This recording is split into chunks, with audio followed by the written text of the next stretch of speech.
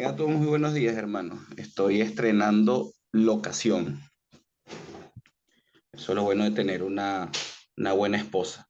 Miren, estamos estudiando el primer libro, primera carta, primera epístola, primer tomo, como quieran llamarlo, de Pablo a los tesalonicenses. ¿Ok? Y estamos viendo cómo eh, Pablo viene orando por ellos, viene reconociendo su trabajo.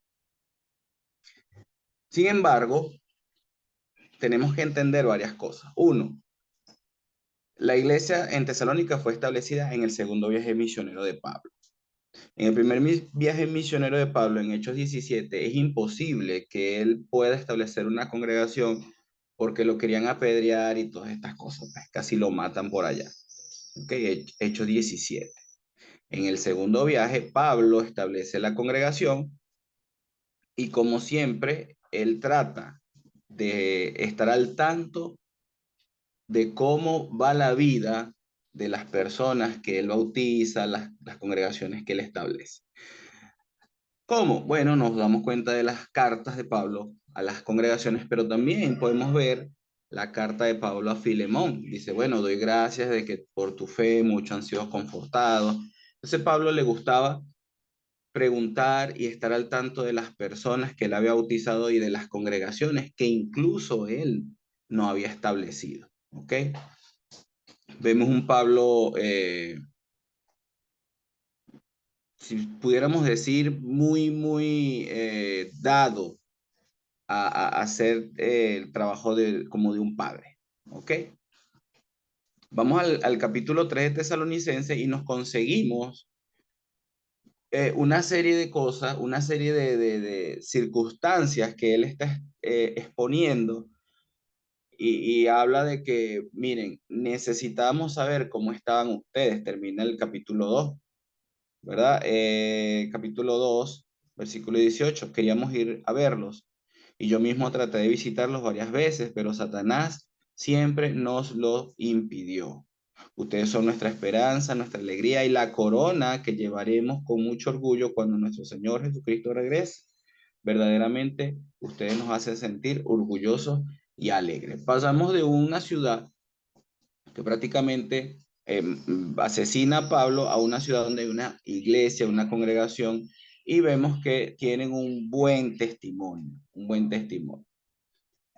Como ellos querían saber de primera mano cómo estaba la vida de estos hermanos en Tesalónica, dice, decidimos quedarnos en Atenas y que Timoteo fuera a verlo. Entonces ellos mandan a Timoteo a preguntar, mira, anda y ve cómo están ellos, mira cómo van.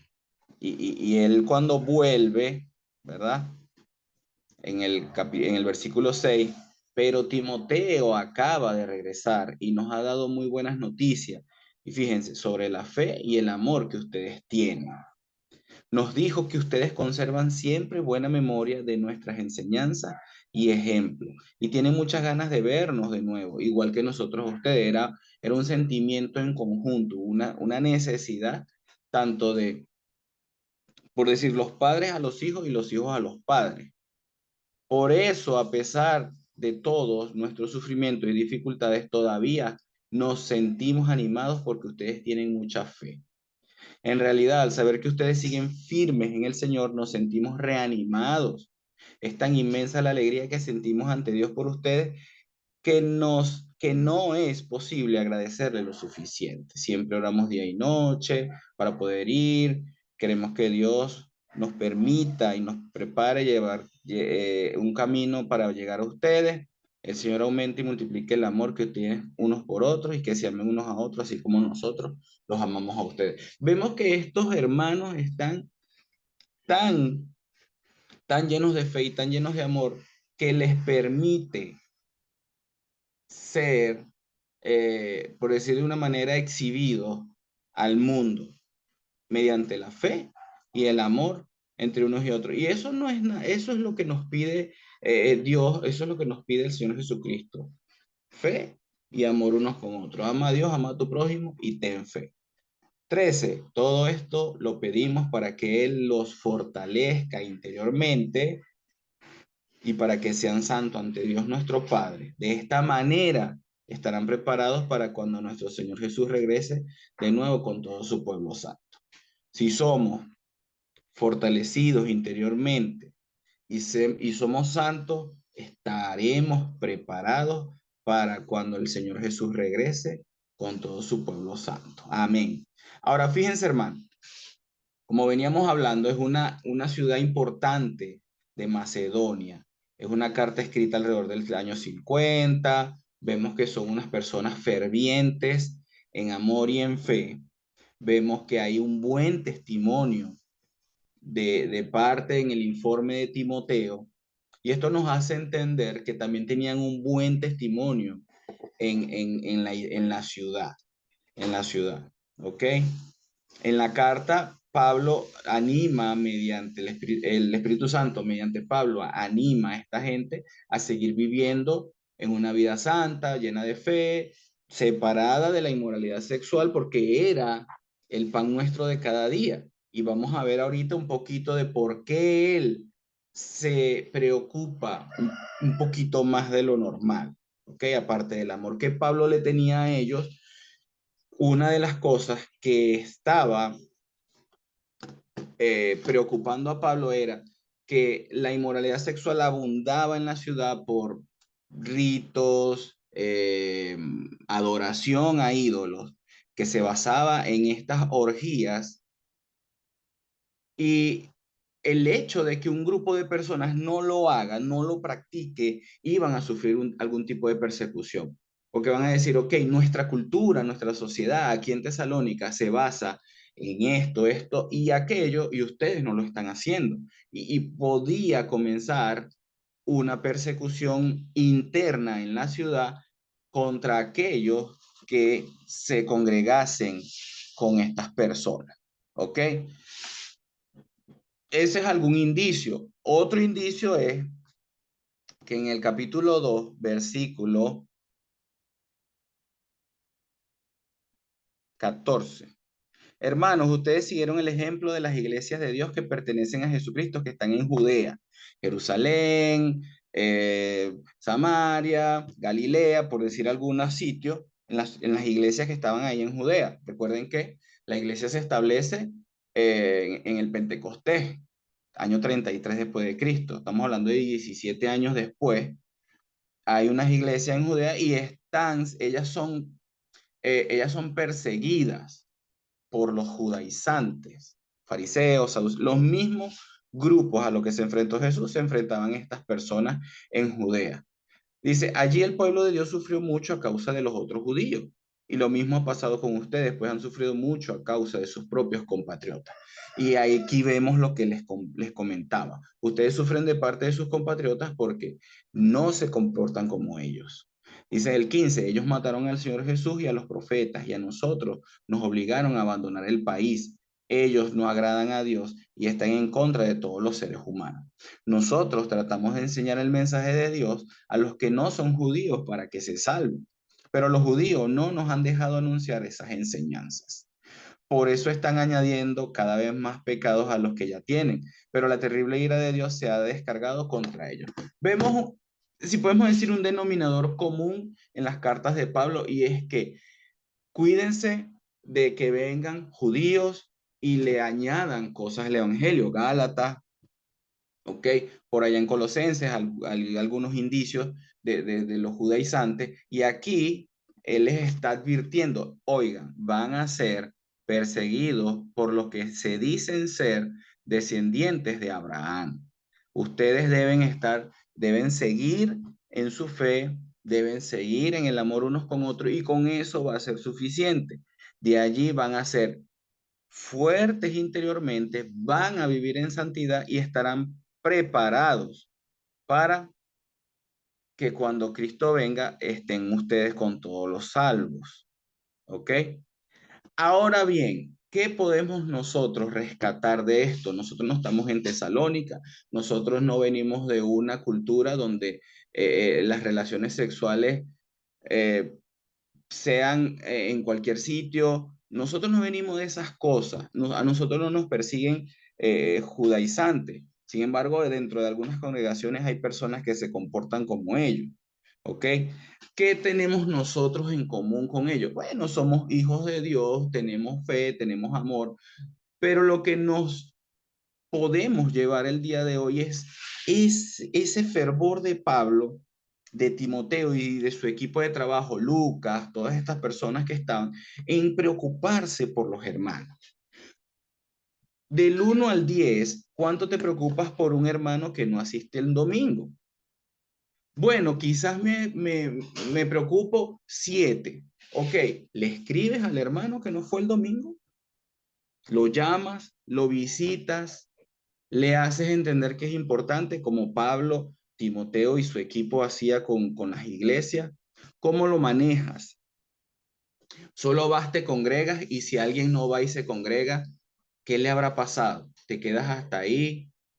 ¿Criticas que no haya ido? ¿O pones en marcha un plan de contingencia como ellos que dicen, mira, ve tú, mira cómo están, trae las noticias y vemos qué más hacemos por ellos? ¿Cómo lo estás llevando?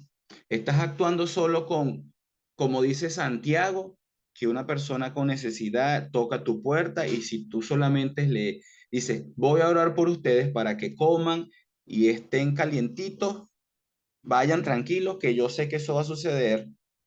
¿O tienes la otra fe de que una persona falta, ves que una persona está haciendo lo que no le agrada a Dios, vas, hablas con él, lo animas? La palabra exhortar es animar. A mí esa palabra exhortar no me gusta porque parece un regaño, un maltrato. No, exhortar es animar. Mira, ¿qué pasó? Vamos a tomar un café. ¿Qué está sucediendo? ¿Por qué no vas? Ah, es por problemas de salud. Avisas en tu congregación, al liderazgo. Mira, fulano de tal, por salud, por falta de medicina, por falta de comida, murió un familiar, tantas cosas que pueden pasar que una persona no asista a una reunión. O quizás asiste a todas las reuniones, pero te das cuenta de que su espíritu no está ahí. ¿Cómo haces para avivarlo? ¿Cómo haces para que vuelva? Para que su primer amor florezca. ¿Cómo lo haces? Entonces, esas son las preguntas que quiero que te lleves hoy. ¿Cómo te estás preocupando por los hermanos que ves que están cayendo en cosas? ¿Cómo te estás preocupando por los hermanos que no van el domingo, que no van el miércoles, que no van el jueves, cual sea el día que se reúnen en sectores, en discipulado? ¿Solo te estás preocupando o te estás ocupando? ¿Cómo lo haces? Si lo estás haciendo de la manera en que Pablo, Timoteo y su equipo lo hicieron, pues sigue haciendo. Si no lo estás haciendo, pues la intención de este capítulo es despertar en nosotros esa preocupación por los hermanos. Necesitamos estar en conjunto, necesitamos estar en estimulándonos a las buenas obras, al buen vivir, a que en la comunidad puedas servir, en tu familia, en tu trabajo, en conjunto con la congregación. Si lo hiciste por uno de estos pequeños, por mí lo hiciste, dice Jesús. Entonces, hermano, esa es la reflexión de hoy del capítulo 3 de Tesalonicense. Uno, que tu fe sea ferviente. Dos, que tu amor hacia los demás siga, no afloje. Tres, fortalécete interiormente, y esto es a través de la lectura, de la oración, eso lo hemos hablado mucho, del devocional personal. Cuatro, mantente en santidad para que cuando Jesús venga estés preparado, estés preparado. Cinco, no solo te preocupes por los hermanos, ocúpate, ayúdalos, ve qué necesidad tiene. A veces ni siquiera es una necesidad de algo material. A veces simplemente necesita llamarlo, necesitan que le escriba, que se sientan queridos. Y cinco, mantengamos esto de reunirnos, de estimularnos las buenas obras y que nuestro testimonio afuera sea como los de Tesalónica. Vamos a orar. Padre, te damos gracias por tu amor, tu misericordia, Señor. Padre, gracias por tu palabra de todos los días para nosotros. Señor, gracias por ese alimento que nos das. Gracias por permitirnos llegar a tu presencia, por vestirnos, Señor, con la imagen de tu Hijo y por darnos el Consolador, el Espíritu Santo, Señor, que nos ayuda siempre. Padre, gracias por esta carta a los tesalonicenses, gracias por Pablo y su trabajo, Timoteo y todas las personas que colaboraron. Y gracias por esta carta, Señor. Bendícenos, cuídanos, quédate con nosotros, ayúdanos a mejorar todos los días y que nosotros también dispongamos, Señor, nuestros cuerpos para ser cada día más llenos del Espíritu Santo y de las buenas obras. Bendícenos, pues, Señor. En nombre de tu Hijo amado oramos. Amén. Bendiciones.